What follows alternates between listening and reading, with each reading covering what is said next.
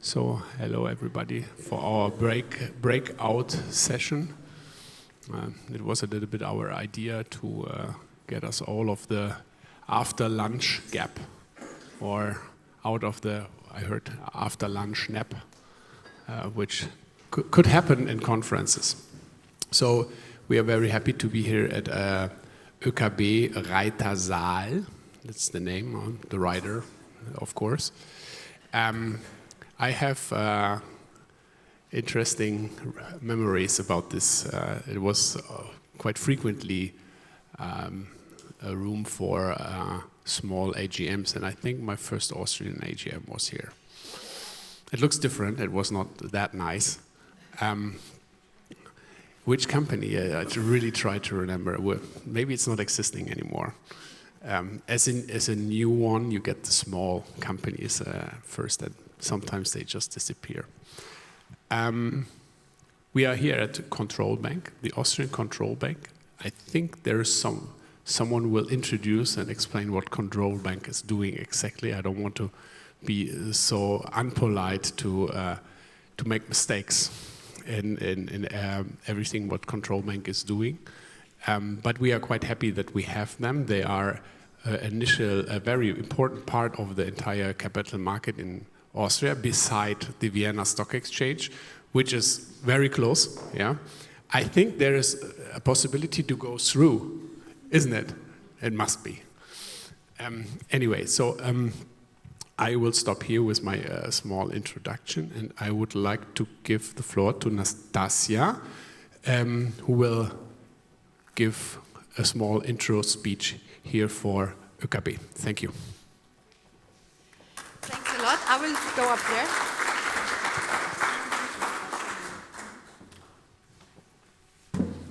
So, thanks a lot. Actually, in my roughly 10 minutes opening speech, I would actually like to talk about the reason why ESG is a game changer and has been picking up speed. However, I'm also happy to shortly introduce what we are doing in OeKB. The name is quite misleading, Control Bank, because we are in Austria a neutral financial institution with specific services in, as you already said, capital market industries, but also export financing. Also, we have a daughter who's doing development financing and tourism services. So, and what a new aspect we are doing is actually the OeKB ECSDA Data Hub. I will also very shortly talk about that. So in this next about 10 minutes, I would actually like to explain very shortly why ESG is that important. It's the background, international and European developments. Secondly, I would quickly like to discuss what kind of implication this has for companies. And thirdly, also a little bit as a transition to the panel today, I will talk about the challenges companies face when gathering clear and comparable ESG data, especially with the experience we have with the OeKB ESG Data Hub. So, I would like to start with two historic moments in history, and I believe in 2015 we had two of them. First of all, the 17 development goals. Why are they so important? What is the change with regards to the preceding Millennium Development Goals? The 17 SDGs actually refer to all countries in the world, and they give a kind of a vision of what it would mean for us to live in a sustainable world. And secondly, of course, no surprise, Paris Agreement, a legal binding international treaty adopted by 196 countries. I think something which we wouldn't be able to do nowadays. And I think nothing you hear in this room is the fact the overarching goal is to do everything to stop the increase of the average global temperature well below 2 degrees. In comparison to the pre-industrial level, and actually to pursue all efforts to limit the temperature increase to 1.5 degrees. And I mean, until now, we have to say that now really the focus is on the 1.5 degrees. This is considered, thanks to scientific word, the goal we have to aim for. And what is really important also in this international treaty is Article 2C, because, and I'm quoting, making finance flows consistent with a pathway towards greenhouse gas emissions and climate resilient developments. So in this treaty, the financial sector very, very clearly gets a very important role in this transition. And here we also have a next very, I think, for Europe, but also international, very important next political decision is the European Green Deal, presented by the European Commission in 2019, where again, the financial sector has a very, very important role in ensuring this transition of the economy towards sustainability. Again, here, the focus is investments need to be channeled into sustainability projects and activities. And therefore, a diverse and really ever since increasing set of regulations provide this framework to make sure that we are able to reach this goal. Prior to that, we had a lot of voluntary initiatives, but it was clear voluntarism alone doesn't make the change. So this affects, this framework, this new regulation affect both companies and also financial institutions, and I'm sure a lot of the keywords I'm just now throwing at you, like CSRD, CSDD, SFRD, I don't know, Pillar 3 disclosure, EU taxonomy have been heard, and I suppose they will be discussed also here afterwards. So there are quite a lot of implications thus for companies and for economic actors in general to deal now with ESG issues, and what is also a difference is not just dealing with ESG issues in a separated ESG sustainability team, but to have them really integrated into the strategy, business processes, and decisions. However, not only the regulator are more and more demanding transparency with regard to ESG and sustainability, but also other stakeholders. And this means employees, potential employees, customers, shareholders, and of course investors. And I think it's also something which you might know from your own experiences, that the questions changed, for example, in roadshows over the last couple of years. How many more questions about ESG are now arising? What kind of questions do companies need to answer nowadays with regard to ESG? So it's a very dynamic field also, and I think what is really crucial is the fact that the basis in order to being able to integrate sustainability and ESG into the strategy, into goals and measures taken by companies is a clear, good set of ESG information and data. And this is quite a challenge for several reasons. So there are, of course, already, and has been already in the past, international standards like GRI, Global Reporting Initiative, SASB.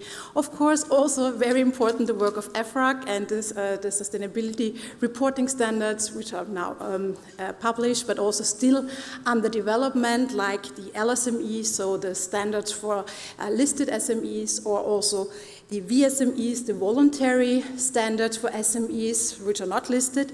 And we at OeKB are happy that we are also discussing an exchange with the working groups because of our experience at the OeKB ESG Data Hub. And what I think is very crucial here is that the standards are under development, of course, also constantly changing because also of new scientific work and also, of course, of our own experience. However, we see that a lot of companies still are not directly requested through the regulatory requirements to report. On the other hand, we have financial institutions who need this information, so there is a certain gap. And this is also the reason why we came up with the OeKB ESG Data Hub.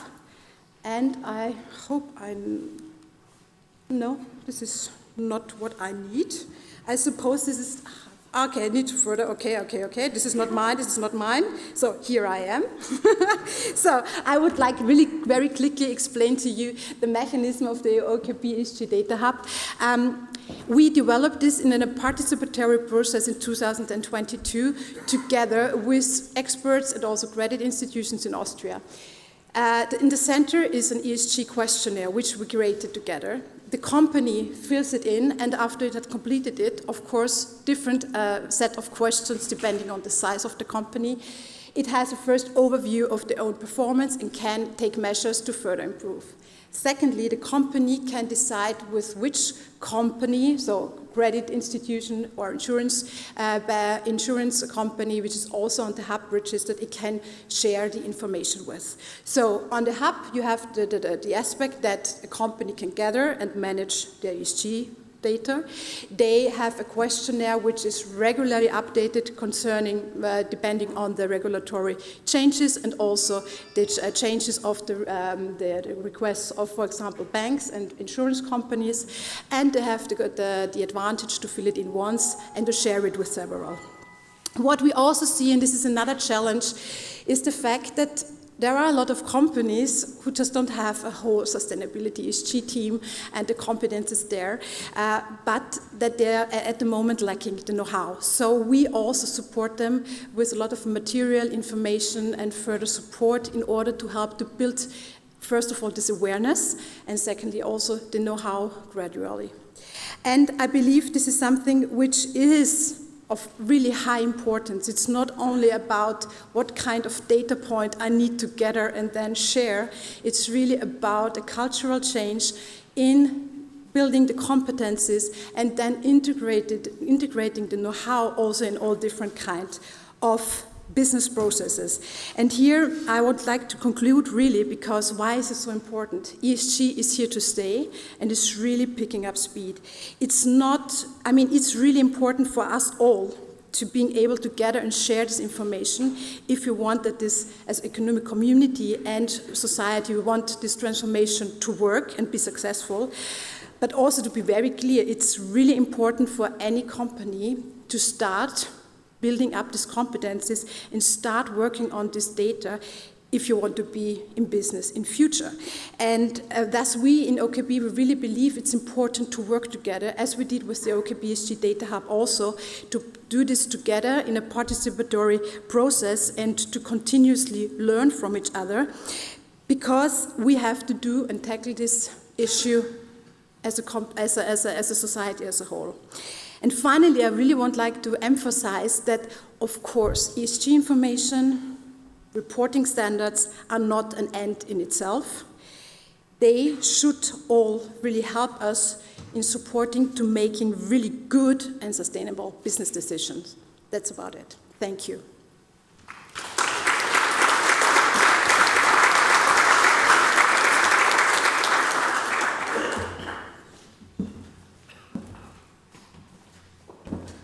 Thank you very much, Nastassja. And then I'd like to introduce the next speaker, who is Anna Kulik, who is Secretary General of the European Central Securities Deposit Association. Anna, the floor is yours.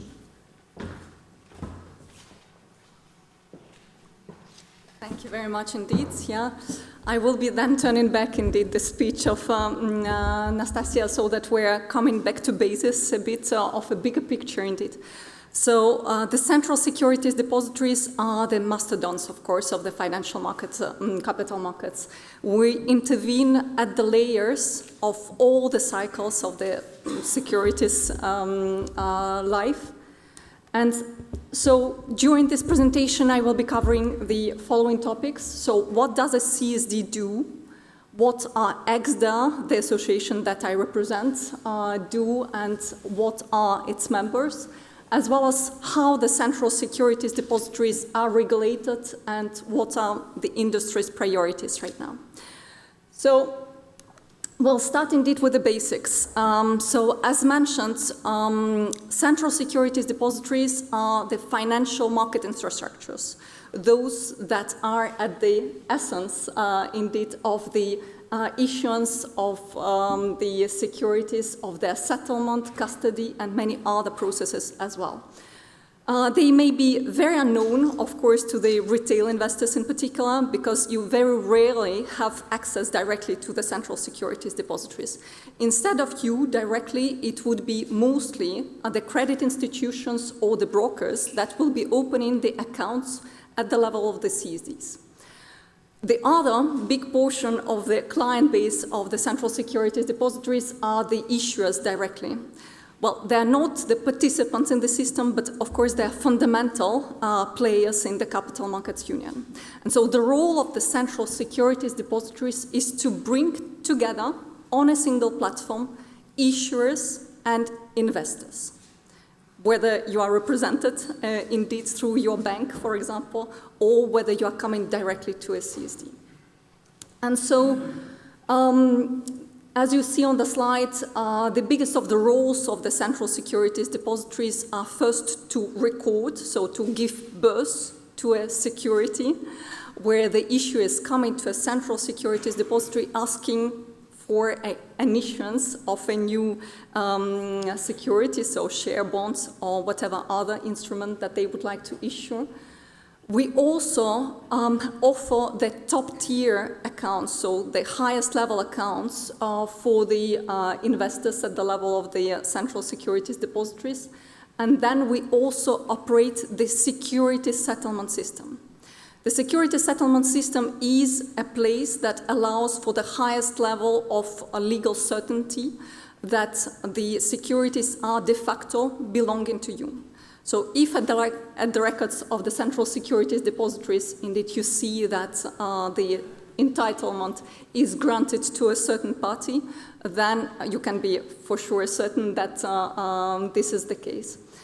And of course, all other intermediaries in the chain can cross-distribute and send back to the investors the information that the transfer of cash versus securities has de facto taken place, and therefore they can be sure that they have all the rights on a given security.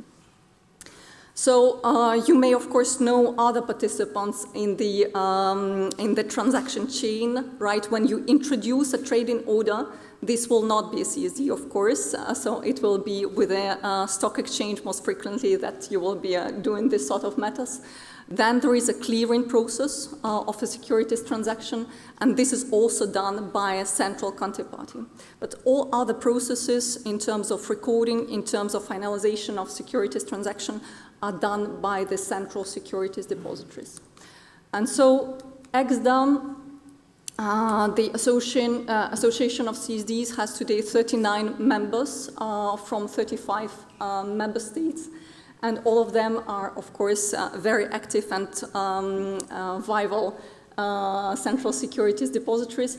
Together, if we're speaking about the whole industry, and that can give you, of course, the size of all the European markets, you will be seeing that the figures are quite big. So we're speaking about 69,000 billion of euro.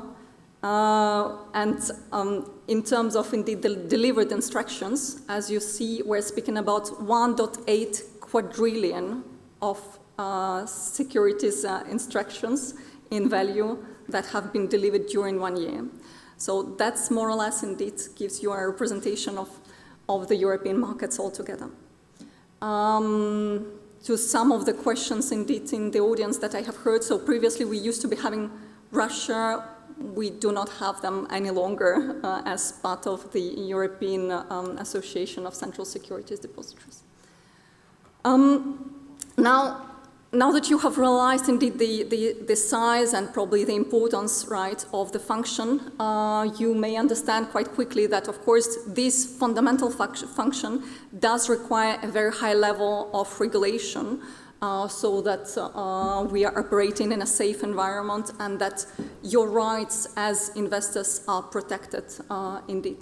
And so the central securities depositories are regulated through 3 layers of different regulations. At international level, it is CPMI IOSCO principles that are in Europe translated broadly, of course, and developed deeper through a central securities depositories regulation. So it's a dedicated regulation just for the function itself and for all the settlement processes as well.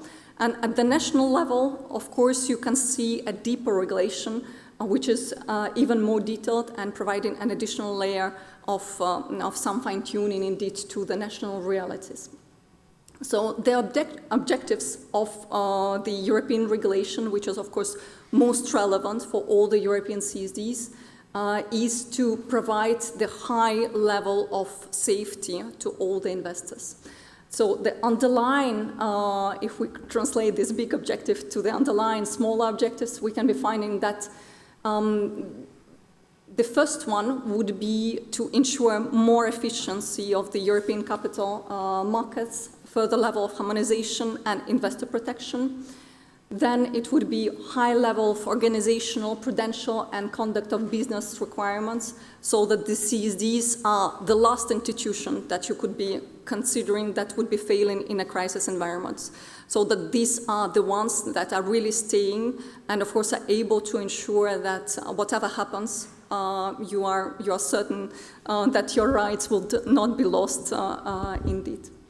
And the third objective is the requirement to grant access to all central securities depositories. So whatever country you are coming from within the European Union, you can be knocking on the door, of course, if you are a type of participant that can be indeed having the access to a CSD, then whatever country you are from, you can be indeed requesting an access as a participant, so becoming a participant to any CSD.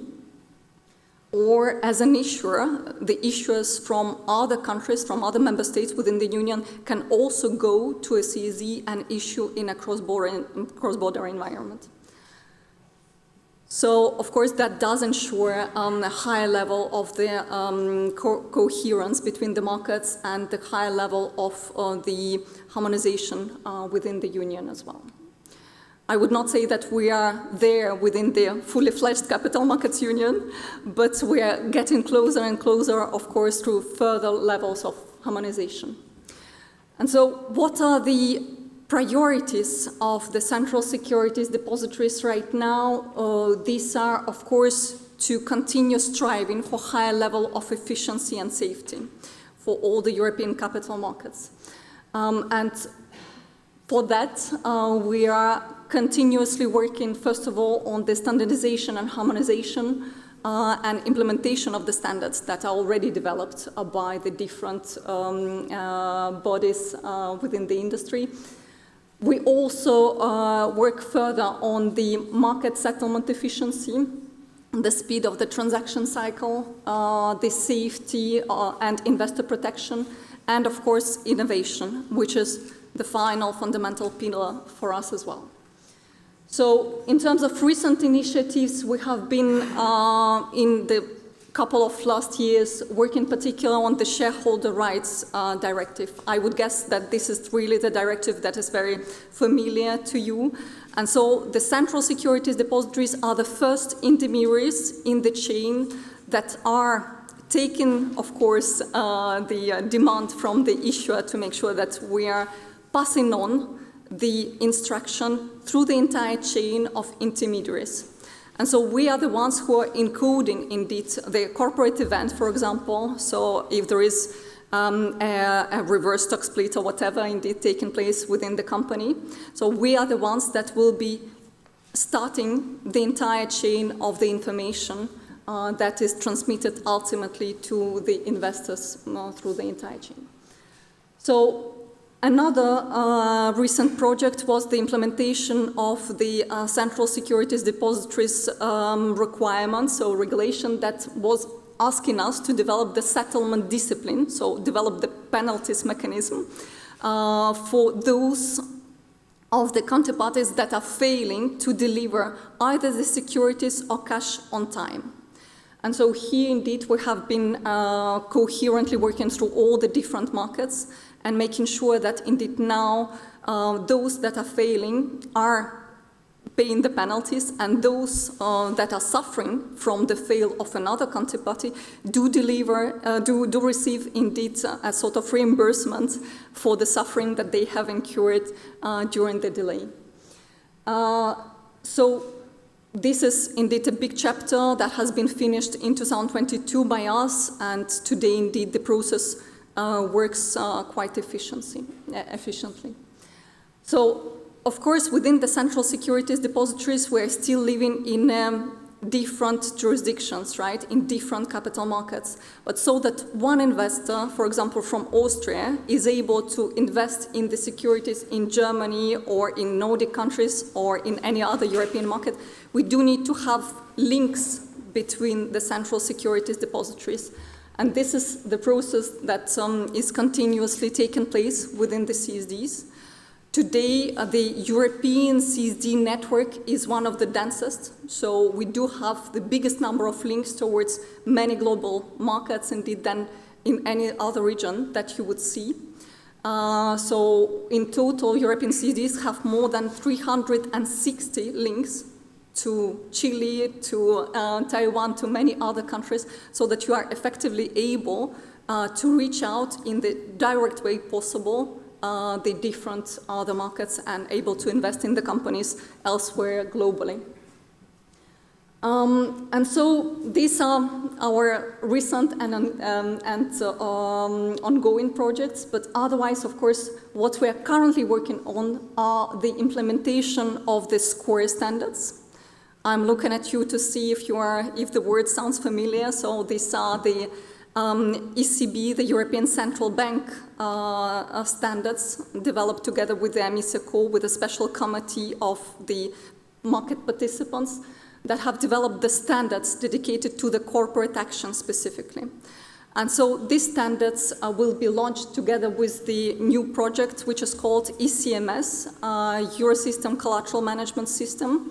That is likely to be delivered next year. So we're speaking about the different dates. So initially it was November 2023. So now it was later postponed a bit. And the latest date that we're hearing is that the ECMS will be delivered in November 2024.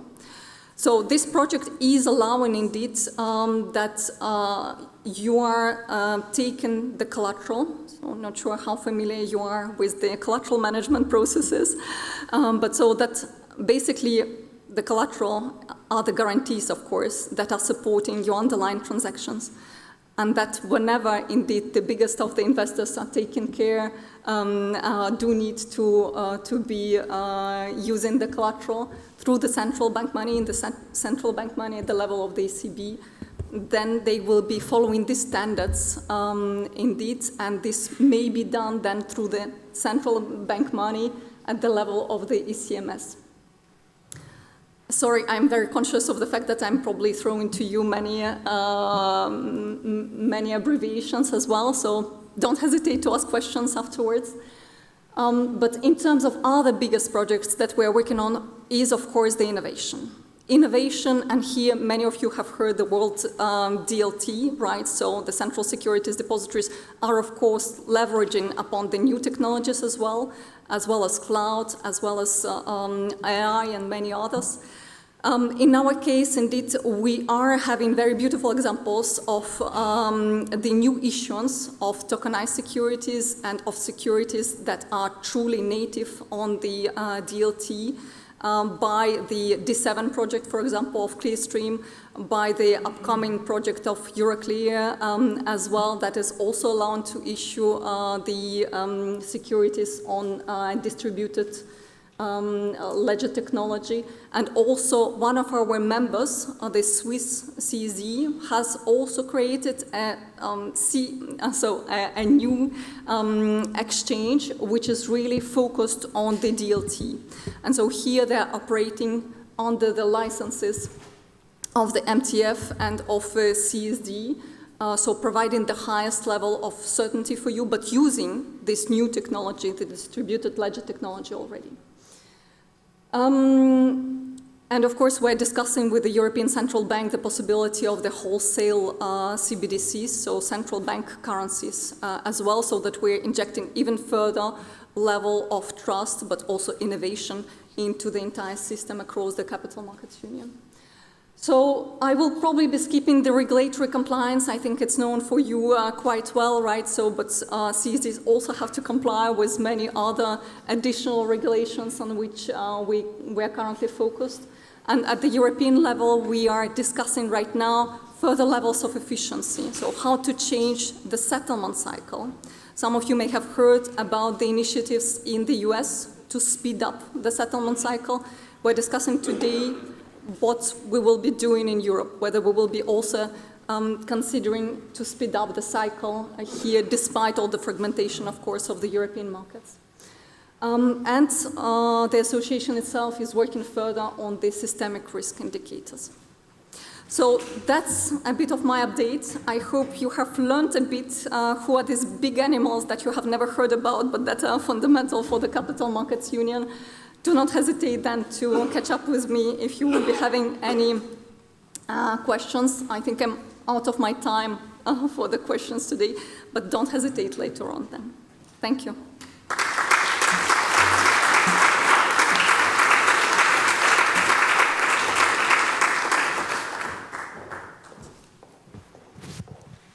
Hello.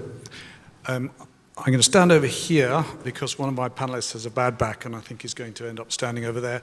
So welcome to next panel, title of which is Empowering Individual Investors, and I'll underline individual investors because I think they tend to get forgotten about in this process, through clear and comparable sustainability reporting standards.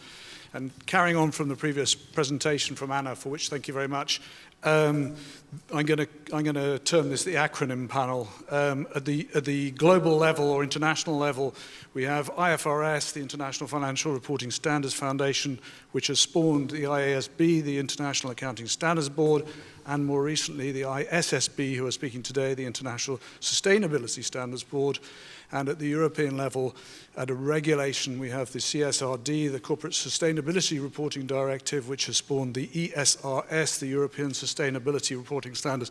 I won't go into the UK equivalents of all of those, but it's an interesting framework to try and negotiate oneself through. So to help us do that, my panelists today, I'm going to call Christiane Holz up first, if I may, who is MD for DSW, the German individual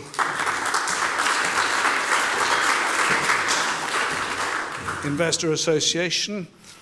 I'm going to call Professor Dr. Ewald Aschauer, please, wherever you like.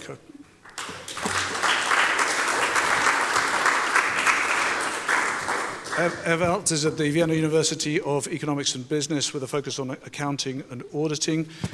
We are supposed to have Jenny Wolfinger-Schuster, who's board member of ISSB here.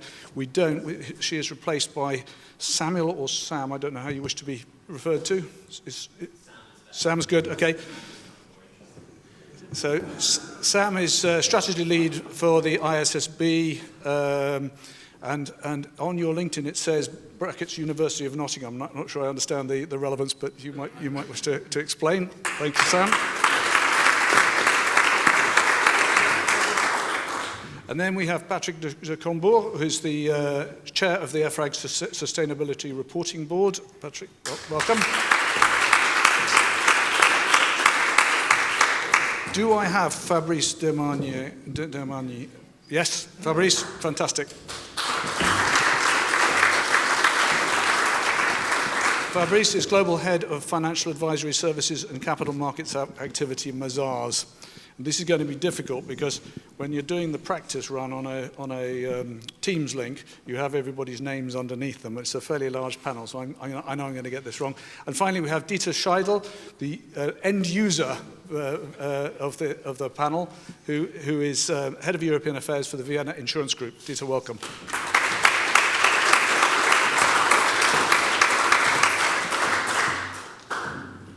Okay, so the thought process around this is to look at really the status of where we are in terms of sustainability reporting standards, initially at a European level, and then looking at it at a slightly more at the global level, and then look at the implications of any differences, particularly in terms of competitiveness, and then drop down to relevance. And the relevance that obviously we're interested in here is relevance to the individual investor. So I'm going to ask initially, if I may, Patrick, and to the extent that Sam, you want to intervene, feel free to, but if you can talk to us about the status and global landscape, please, of sustainability reporting. Thank you very much, and good afternoon to all. Sam will be certainly expanding on the global landscape. If I may, I would like to start with a few general remarks which are setting the scene. In fact, no private development strategy, no public policy, no investment strategy stand a chance to succeed without robust sustainability-related data. And data quality today is nowhere near it should be. Therefore, in the context of the Green Deal, and more generally, globally, it was urgent to create a very robust system to provide quality sustainability data. You can't act without data.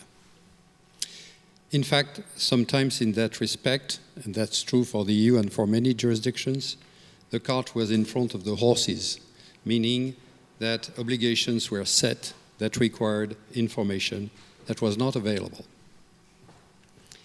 Creating a reliable information system is certainly a medium-term project that requires strong political backing and state-of-the-art technical expertise.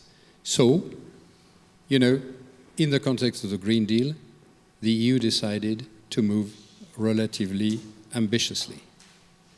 Two major steps have been taken in the EU, which I would like to elaborate briefly about in order to solve the question of reliable sustainability-related data. The first one is the Corporate Sustainability Reporting Directive. It has been alluded to. It's pretty ambitious because it's a mandatory regime that covers environment, social and governance sustainability, that is based not only on legal regime, so the directive, but also on standards, a little bit like financial reporting, since the objective is to have sustainability reporting as the second pillar of standardized corporate reporting on an equal footing with financial reporting. Audited under double materiality, a word that is sometimes misunderstood, which means that impacts of the company have to be reported, impacts on people and planet of a company have to be reported, and also the financial consequences on the performance, i.e. the risks and opportunities that are deriving from impacts or from other factors such as dependencies, how all of this is happening. Everybody knew that there were limitations to financial reporting, and analysts were considering other factors, other data. So it was time, real time, to create a system that was reliable. So this has been adopted in 2022, and by the co-legislators in the EU. It is the first jurisdiction to create a mandatory system, which is basically relatively comprehensive. With, of course, I don't mention it, but progressive implementation, because, you know, this is not easy. It can be compared to the move that the EU made in 2002 to move to IFRS for financial reporting. The next step is, of course, since the legal regime is not enough, the regulatory regime, i.e. the standards. And you mentioned the acronym, European Sustainability Reporting Standards, ESRS. So these have been developed since 2020, and they have been, the first set of sector-agnostic standards have been adopted on July 31st. This is a milestone. This is not small. We do apologize because I'm responsible a little bit for the elaboration of that together with my colleagues of the SRB, but then the Commission holds the pen to prepare the delegated act that embeds those standards in the European legal framework. And we have 12 standards. I don't want to elaborate now, but they respond to the requirements that are set at legal level. All of this, finally, my final remark will be, and that's, I think, a good transition to Sam. The EU does not operate in isolation. We know that most sustainability challenges are global, and many companies have global operations outside the EU. I forgot to mention that the mandatory regime applies to all large entities, which in the EU is not so large, 250 employees. that represents about 50,000 companies and probably more than 50% of the GDP in the EU that will have to report sustainability data. I also forgot to mention, apologies, that we are developing a standard for voluntary adoption for SMEs that are not in the scope, to make sure that we would address the economy as a whole and to avoid the syndrome of excluding SMEs from the momentum and from the relationships with banks and with other larger counterparts. So the EU not working in isolation, we worked very hard with both the ISSB and the Global Reporting Initiative to ensure interoperability for two reasons. The first one is that we want to build on and contribute to the global progress of sustainability reporting, of course. And the second is we want to avoid double reporting for EU entities. And at the end of the day, our conclusion, which remains to be guidance is probably needed further, but our global conclusion is that in substance, any ESRS company, any company reporting under ESRS would comply with the ISSB requirements, except with a few exceptions which we are discussing. And also that ESRS reporting entities would also be considered as reporting with reference to GRI, in order to avoid the multiple reporting syndrome that I was mentioning. Thank you very much, Patrick. And Sam, if we could explore the global dimension, where Europe is in its development of sustainable reporting standards relative to the rest of the world, but also I'm intrigued by this interface between ISSB and the European framework. Indeed, thank you very much, and thank you very much for the invitation to speak. I am indeed not Jenny Buffinger-Schuster, but a pleasure to be here all the same. So I completely agree with Patrick's opening remarks there, and going back a couple of years when we think of the developments in Europe through the public policy drive and the EU Green Deal, and then at the same time what was happening with the IFRS Foundation and globally. So if we go back to when the FSB was working on the TCFD and looking for and needing a global capital market framework for reporting on climate, there was fingers started to be pointed that this needs to be mandated, and what's the best home for that, and what are the right governance structures for that to be created.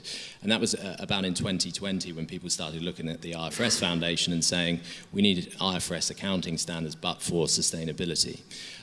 So with that, alongside the developments in the European Union, we knew at that time with how Europe was driving forward, owing to its public policy aims, whatever was created by the IFRS Foundation and the ISSB, it needed to be interoperable with what was developed in Europe. So as we were establishing the ISSB, the conceptual underpinnings of what we were trying to achieve was to have a consistent global baseline, a consistent level of reporting for the capital markets, for investors, like IFRS accounting standards, but that can be built upon, and a building block approach, which is what it was coined at the time, for where there are public policy goals in specific jurisdictions, they would be able to be led by the jurisdiction themselves, because it's not for the IFRS Foundation to determine how a jurisdiction should approach sustainability, but the IFRS Foundation has the right governance structure, the right expertise to develop standards that lead to consistent disclosures globally.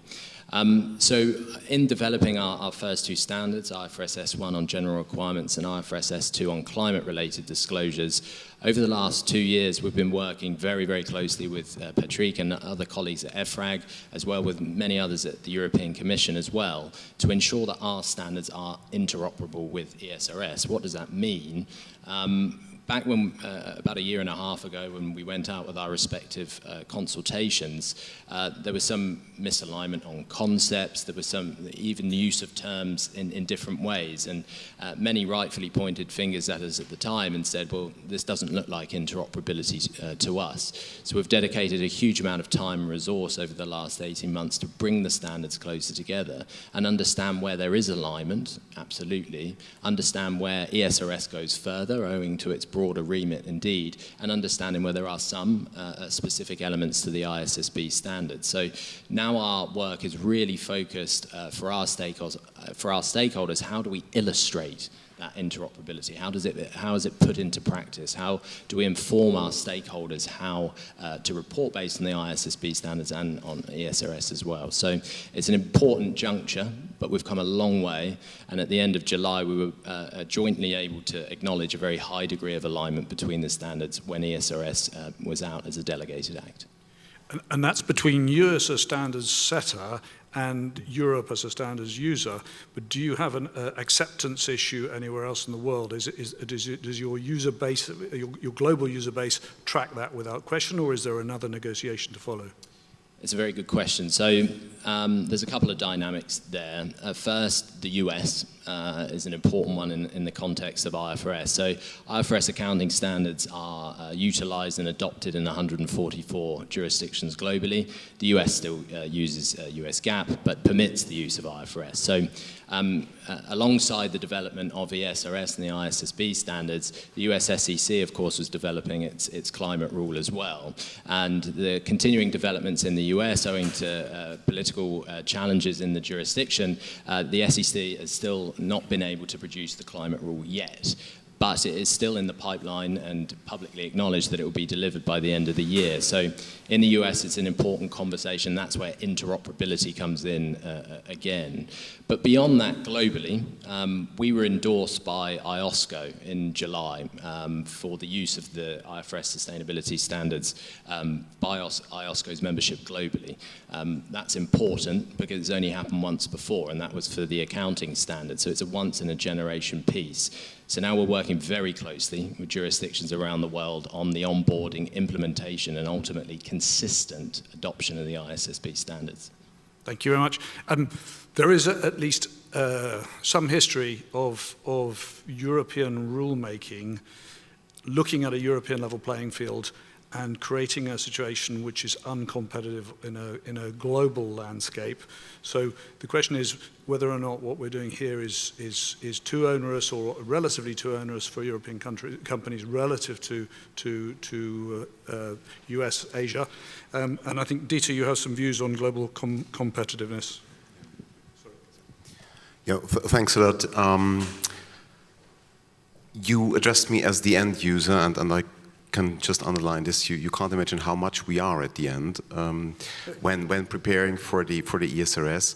That's a true point. So it's on the competitiveness. It's an issue. Nevertheless, we have this full commitment as VIG and as an insurance industry as a whole to go towards net zero by 2050 as a continent, etc. And the ESRS are a very important step to provide for transparency, and I think it really deserves a lot of credit to Patrick and his team who delivered these ESRS at record speed. I think it was mentioned. It was like, to address it in like a TGV, so at a very high speed. So congratulations on that. What we are worried now as an industry in particular is, will these ESRS remain inclusive, meaning that all those who have to apply it will apply it. I mean, they better do so in terms of compliance. But what we see currently, and it has been mentioned, the ESRS Delegated Act is still open for adoption by the co-legislator. And yesterday night, I think it was, that we received a motion for resolution in the European Parliament to stop the ESRS. Now, I don't want to speculate whether the plenary next week will really adopt it or not. That's not the point. It's how did we get there? How did we get to a point where obviously parts of the industry are raising concerns? And who's that? Is it the SMEs? It's all about the competitiveness as well. And how can we do something to bring them back on board on our common journey? I think that's important. Patrick wants to come back on it. No, very quickly for information, for the information of the audience. Yes, there is a motion for resolution. First of all, we are in what is called a scrutiny period. The scrutiny period could have been extended by 2 months. Now it's over. So it will end at the end of next week. Now, the motion for resolution was discussed in the committee that is responsible for CSRD and ESRS and was rejected by the committee. So the people that wanted this point to be discussed regrouped 36 signatures, which is needed. You can't escape from that, a debate in plenary.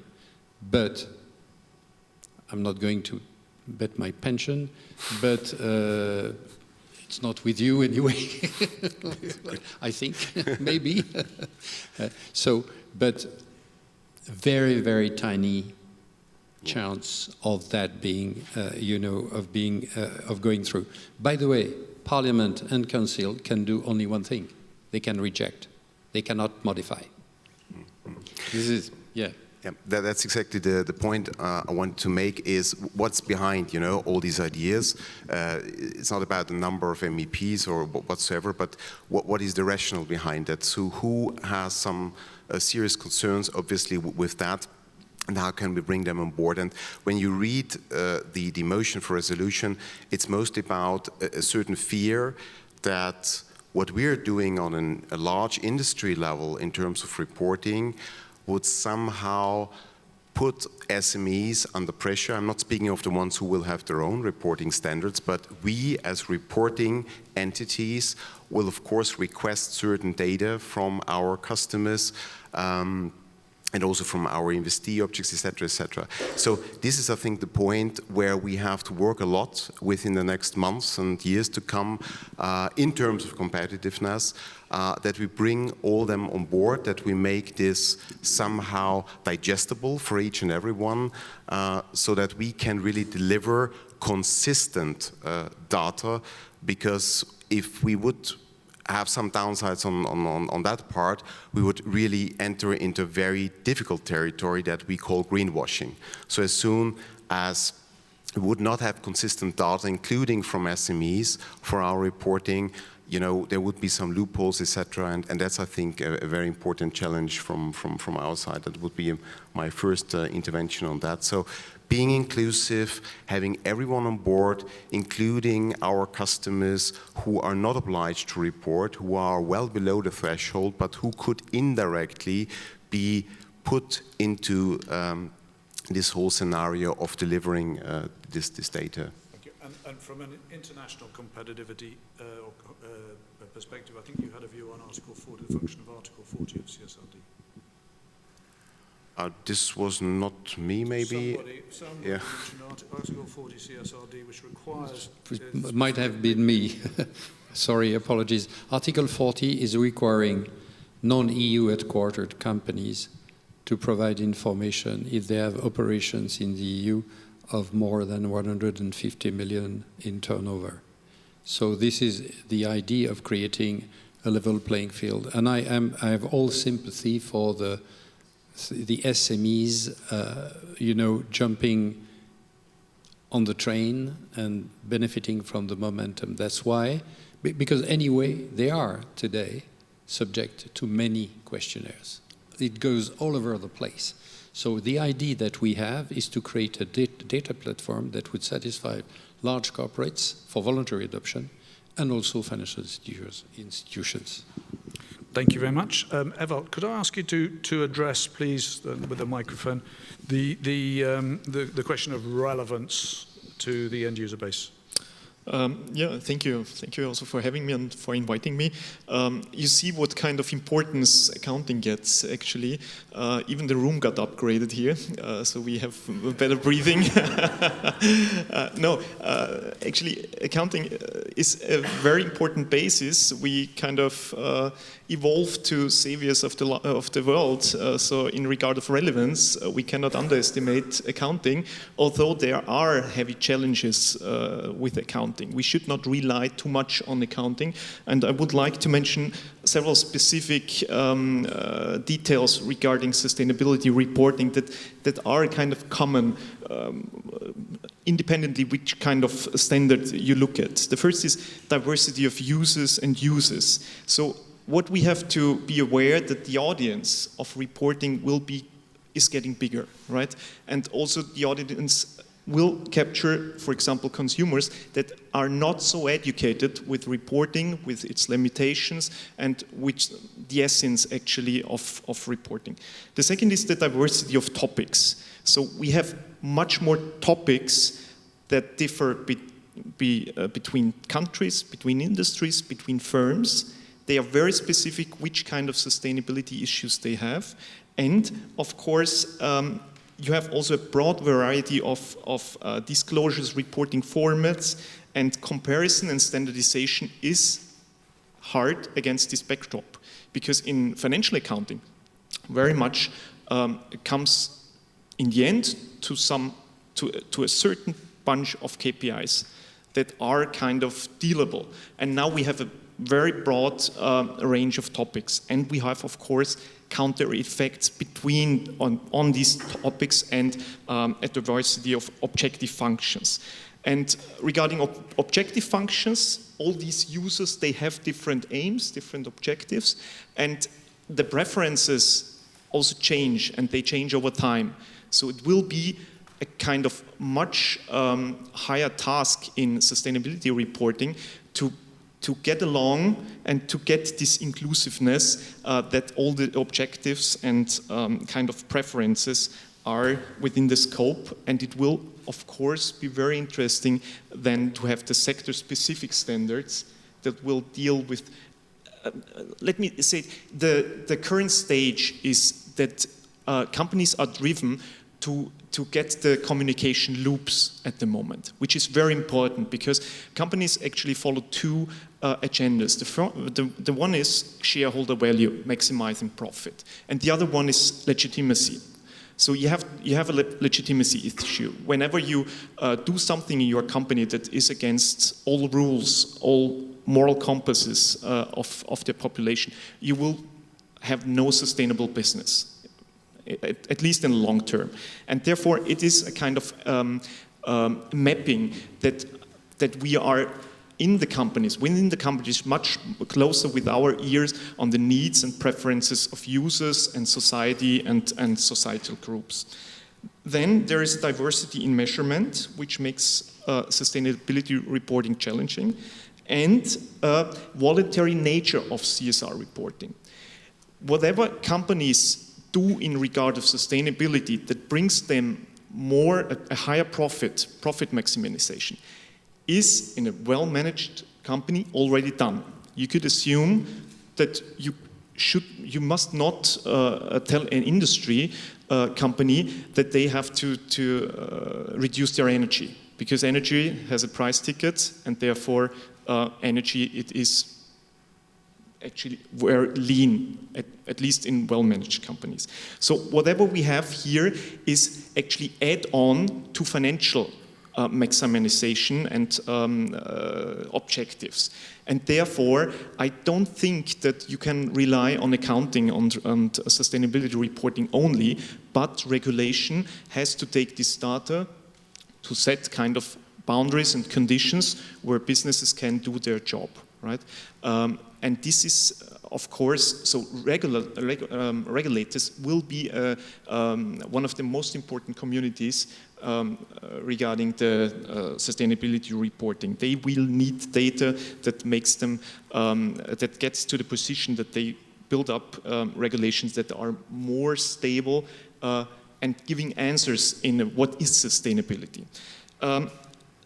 Last 2 points, long-term horizon, which is clear. Sustainability has inherent a very long-term perspective, and it is, of course, always in accounting and always in reporting that you get externalities within the kind of calculations within companies. So these distinct features, they will bring along some challenges, of course. We will succeed in the end. There is the necessity of sustainability reporting, because sustainability reporting provides for information, it lowers information asymmetries, and we need this kind of information to move on. But we have, of course, to tackle all these challenges, which are much higher, actually, as we know them from financial reporting, and where we have experienced very long-term adaptations and you see in which passionate way the standard setters are moving on here and in which kind of urgency this is developed. Therefore, it will need the one or the other cycle here, especially with industry-specific regulation that moves sustainability reporting forward. Thank you. Much higher and much more subjective, I think, is probably the case. Fabrice, apologies, I don't think I introduced you fully, but Fabrice is Global Head of Financial Advisory Services and Capital Markets Activities at Mazars. And Fabrice, I'm going to ask you, if I may, to talk about relevance and usability of the resulting financial statements to end users. And of course, again, I have a focus on individual investors here. Readability and digestibility. Well, thank you, Mark, and thank you for inviting me to this panel. As Mazars, at the end of the end, we work for investors to provide them, as auditors, to provide them proper information, or at least ensure that it's of high quality. And we are always glad to support the initiatives of Better Finance. But all in all, I will try to, now we are moving to the implementation phase of all this. This new kind of information is adding a new dimension to capital markets. That's what is happening. And the production chain of that information will follow, in fact, the same that the financial information. So we will have standards, hopefully guidelines, but then comes the time where companies will have to collect data, to have internal controls to ensure that that follows proper processes to produce a sort of sustainability statements that will be approved by the governance, meaning the audit committee and the board, and with an assurance of an auditor. But what will be this kind of information? It will be quantitative to measure very specific and technical issues, which is not plain vanilla amount in euros. So it's something that it will be difficult to understand, interpret, especially over time. It will be qualitative information about compliance, about transition plans, about objectives, and with prospective information, estimates, targets, with a number of hypotheses, with long-term objectives, something very different than plain financial information. There will be a materiality test to really publish what matters, with specific exceptions for climate, for example, but with the idea that too much information kills the information. And here is where the auditors can bring something in order to harmonize or try to benchmark best practices. And as implicitly said by the previous panelist, this will go through a learning curve. Because companies are just starting, and I'm just here reflecting what we are hearing from our clients, are just starting. Of course, in some countries, they were already applying disclosure of non-financial information on a voluntary basis, but that's not the case all across Europe. And they are still discussing how they will organize themselves internally. Would that be under the umbrella of the CFO or a new kind of channel of production of information? This is not yet completely clear. Data providers are fine-tuning the kind of information they can provide to companies or producers of investment products, increasing quality of data. And auditors with this external eye, which is there to challenge the information producers, are training, recruiting, defining processes, and in this first initial phase, really focusing on the quality of the data that will be needed. Supervisors are changing their legal framework, also recruiting and changing the kind of expertise they need. And in all that, investors, it's difficult to say today what will be the relevant information that investors will be looking at. So in all this disclosure, It should be, of course, readable, understandable, and comparable. But are we there? First, I'm sure here we have plenty of sophisticated retail investors that read financial statements and might read sustainability statements. But broadly, retail investments, they will rely on aggregated information. And there,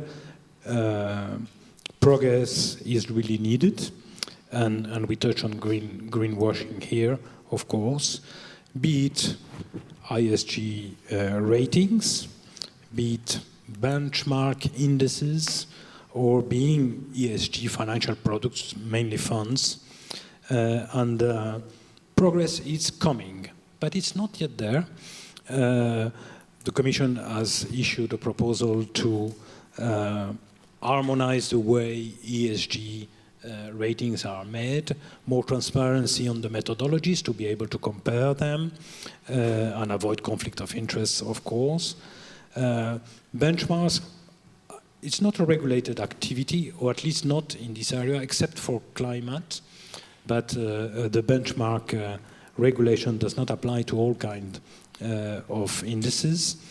And in ESG funds, to call it this way, ESMA has identified that it is necessary to have a clear idea, a fair idea of what label means, and therefore is proposing to introduce thresholds of investments on really sustainable companies. So we are moving from greenwashing to more evidence-based sustainability information, and definitely this kind of sustainability statements will be very helpful. The last point, if I may, the question is this: Europe is very good in regulating things, but not always thinking about the ecosystem that is needed to make that happen. And here is a perfect example. With credit ratings moving to sustainability ratings, with benchmark and index producers for financial markets moving to ESG kind of index, the same for data disseminators and the same for auditors. All these financial groupings that are needed to make it happen are shifting their service offer or enriching their service offer to sustainability. But this is brand new and it's happening now. So the ecosystem to make that happen is not there. And I cannot avoid to say that in these four categories, they are made of oligopolies and duopolies. Some rating agencies, data disseminators. And so, which, by the way, the single market is not always their domestic market. But all in all is to say that the regulation should always embed a capacity to create the service providers of all kinds to make that happen and create much more diversity in the market, which will help a more competitive market, which was your point, and ensure that the end product, which is quality information, is for the best use of the investor. Thank you very much, Fabrice. And yeah, I think you're right that for the majority of at least individual investors, they will require a data translation service in the form of a reliable ESG rating process. And what we see at the moment is massive dispersion between ESG ratings. And the credibility of those ratings, which is really the next key point, depends on that dispersion closing. The problem is not just dispersion of outcomes, it's dispersion of process and assumptions, which makes it more difficult.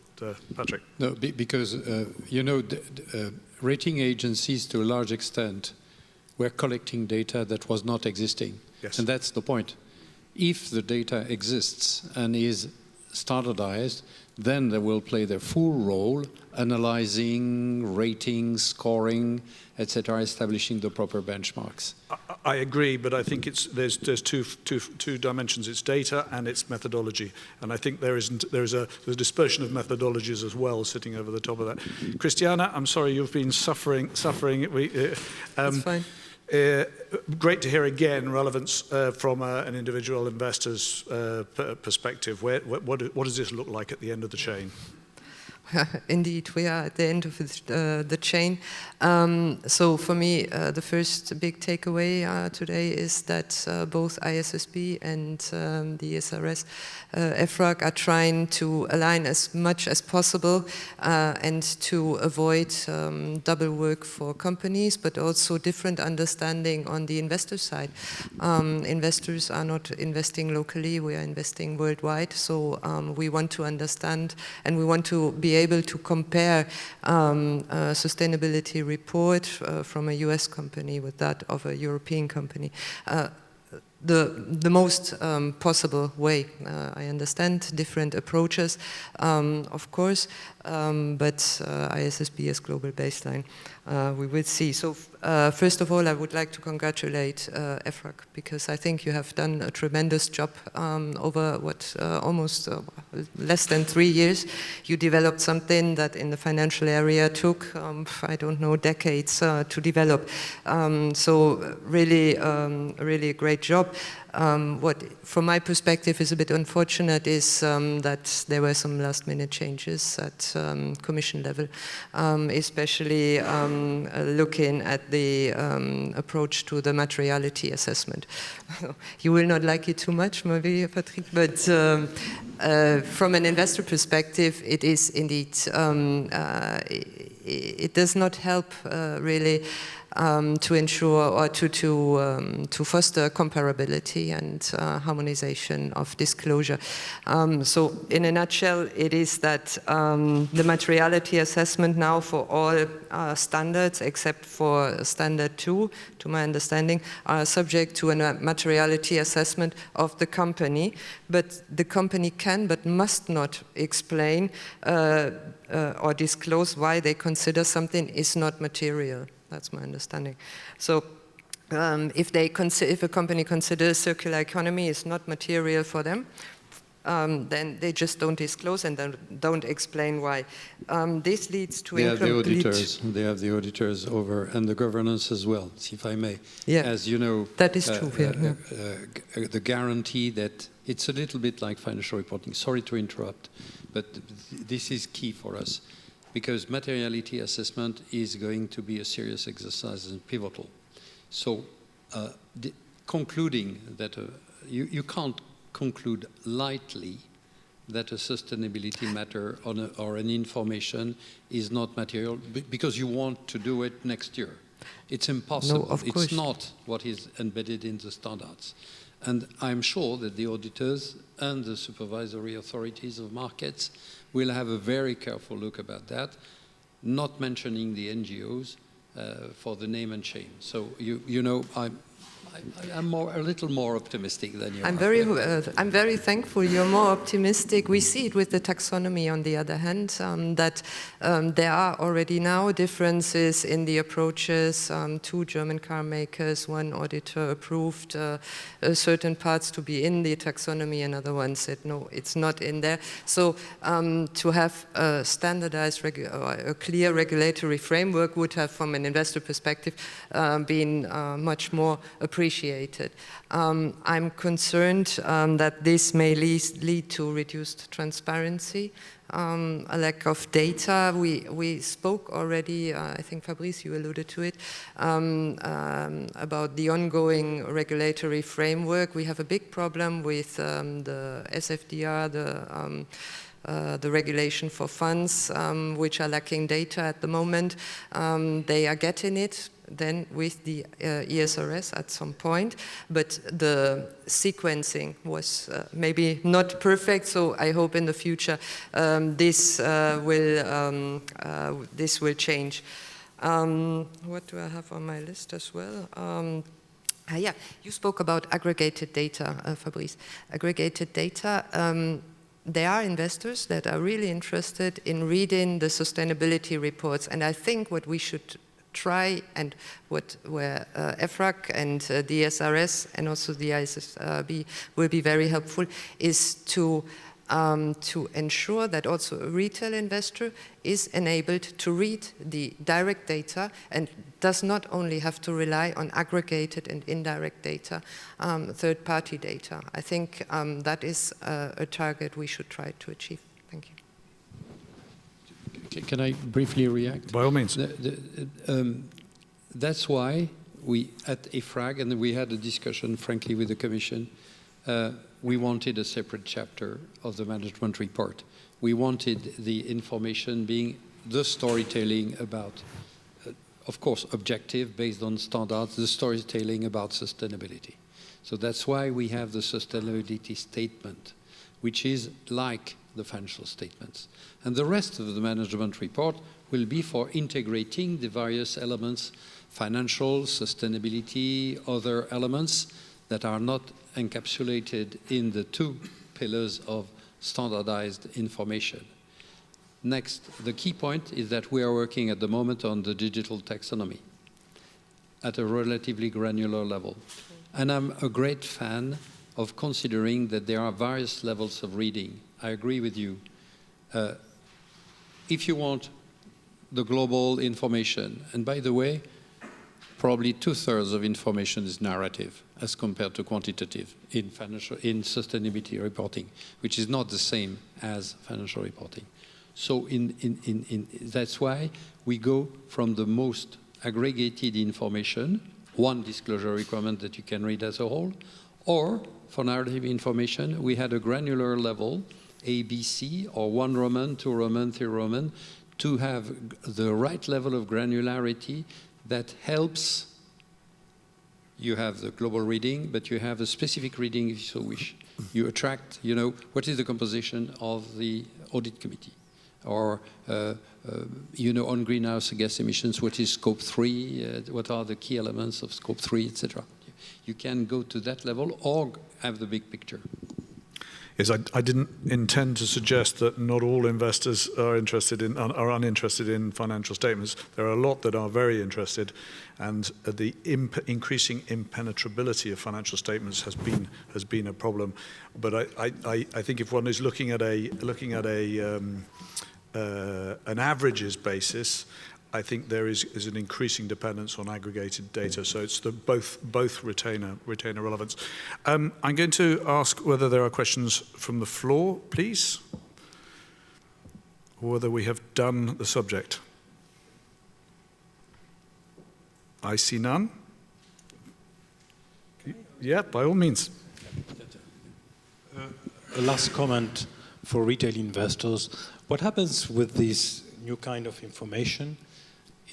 The companies will be looked very carefully by the market, and therefore it will become something they will be obliged to incorporate in their strategy. I think the reading of the strategy of a company will change with this, because any new product, any new business, any new expansion will have to be justified according to these criteria. And that will be very visible by retail investors. Thank you. Are there any other... oh, sorry.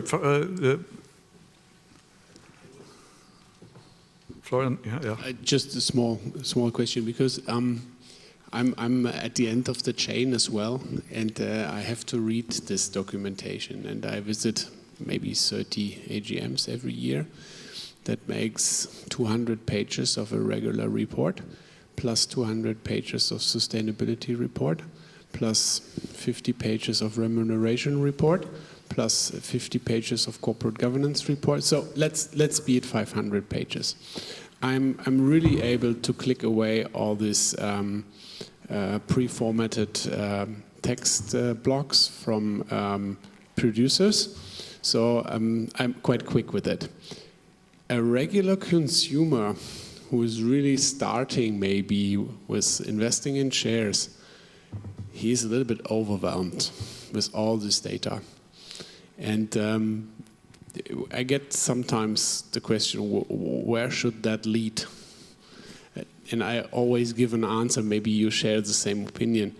At the moment, we have to expand the data need of the companies because they have to be aware what they're all about. But in the future, we will aggregate maybe a little bit. We get smaller reports because we get more familiar with all the figures who are really relevant for the company. But for now, we are in a process of expanding the reporting, of expanding the aggregation database on the database. And with all the regulations, and this is maybe an idea to follow, please think about the people who have to read this at the end of the day. It's really a lot, and it's very heavy to understand. I totally agree with Ewald. At the beginning of IFRS, it was a massive story, and it was just one message to deliver. Please make this accounting understandable for US investors. Now we have sustainability reporting with 160 plus sustainability goals. Nobody has a clue about it, especially not the end investor. And it's very difficult to communicate it with all the different abbreviations and taxonomy and so on and so on. You know all the problems. I just want to deliver, think about the end consumer. Is there a solution there in terms of selective digital consumption, or is this something we have to live with? For me, you know, data, if it's scarce, everybody's blaming because we don't have enough. If it's too much, of course, it requires a lot of effort. So for me, it is the various levels of reading and also the intermediaries that we analyze. Of course, you can't think about an investor that is going to read 500 pages for each and every company he or she will invest in. But there are people to do that. And in addition, that was highlighted by you. Of course, sustainability reporting is more complex than financial reporting. Because financial reporting, you have primary statements. You have a profit, you have a net equity. So you have a summarized element that you can communicate. My profit is going down or is going up. Easy. In sustainability, it will not happen. And there are major differences. So it's the challenge. But you know, this is a complexity of business. And this is also the complexity of uncertainty of future. Because as you know, financial reporting is extremely reluctant about forecasts and future information, even if some projections are embedded in the valuation today, impairments, etc., liabilities, but linked to obligations. Here, you are going further. You're going further because you need to establish your road path to the Paris Agreement alignment, blah, blah, blah, as you mentioned. You need also to consider how you are involving your value chain, upstream and downstream, so you get out of the comfort zone, which is the perimeter of consolidation for financial purposes. You have to think about the people that are upstream or downstream. Complex, and you don't have control over those people. You may have influence sometimes, you may not. It's complex. But nevertheless, this is where the problems lie. So if we are not tackling those problems, we have to be modest in the interpretation, in the preparation, and also in the fact that the learning curve that you mentioned for me is clear. But on the other hand, this is the right, I'm not passionate about that, but I think it is the right path to help companies. By the way, last word, sustainability reporting is not a compliance exercise. It's primarily a management exercise, which demonstrates the capacity of companies to onboard the challenges of the future. Thank you. Ewald, I think you want to come back on that. Okay. Patrick did a very good job in order to tackle one aspect of my answer, since I think in the first phase it is a compliance task, but still it's not the only the kind of we have reporting only knows one direction, and this is extension. We will get data points additionally, and there is no means of reversing this path. The only thing is that helps us is digitalization. And regarding involvement, we don't have to lose, of course, management as well, and the operability within the firms, because we won't have one objective, one single objective. We will have several objectives, and there will be experts in all these objective fields. And they will have deep discussions within these fields, and they will ask for more data points and more detailed reports, because it will be not sufficient what we provide in the first phase. It is just the starting point. But don't you think that management is integrating the various dimensions? Of course, materiality assessment is one big step in this risk management materiality assessment. But still, there are so many routes actually regarding sustainability, and there are so many counter effects. Anybody can't or nobody can't assess at that point in time what kind of journey it will be and what kind of sustainability, because all the companies have their sustainability stories, but which industry is affected in which way will just build over time. It is not clear today, which makes it for management very, very we are eating into coffee time, so I'm going to ask if any of the panel members has a burning desire to make a closing statement. Otherwise, Sam, go for it. Just as from a standard setting perspective, I think that as the debate emphasizes, it's still very early days in this field. There is still a lot of practice that still needs to develop, and we set standards to inform the decision-making of investors. If it transpires that those standards haven't achieved that goal, then we need to go back and set some further standards. So as a standard setter, we have to be reactive to exactly that point. Thank you. I'm going to thank my panel very much indeed, and thank you for attending, and hand you over to the coffee.